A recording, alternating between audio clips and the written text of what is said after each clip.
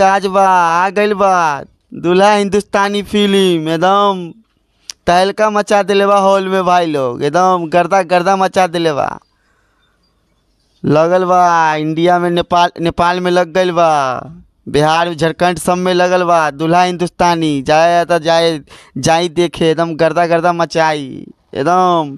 Hall में तो एकदम साला सीटें नहीं के मिलत भाई लोग, गर्दा गर्दा मचा दिले बा एकदम। निरहुआ बा दूल्हा हिंदुस्तानी। टेलर हम देखनी है भाई, एकदम दिल खुश कर देला। टेलर में इतना फील बा ना, का बताए।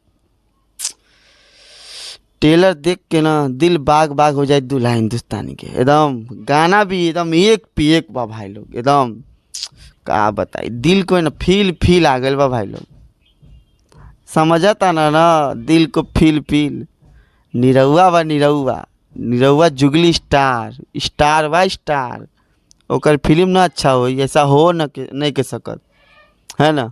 आ जाई आप लोग जरा गर्दा गर्दा जरा उठाई एकदम, तूफान मचाई थिएटर में जाके। एकदम रुमाल हिले के चाहिए, रुमाल पूरा थिएटर में रुमाल हिले के चाहिए हॉल में। एकदम गर्दा गर्दा मचा दी भाई लोग।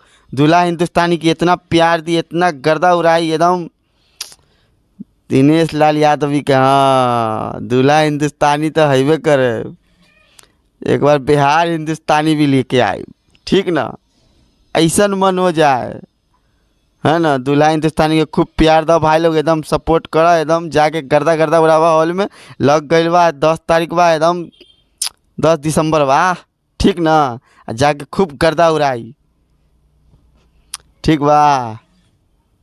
तब एक काम करके जाइए, रुका अरे वह है बेल आइकन दबा के जिया, चैनल को सब्सक्राइब करके जाइए, ठीक ना। प्यार दुलार बरसा के जिया कमेंट में, ठीक ना।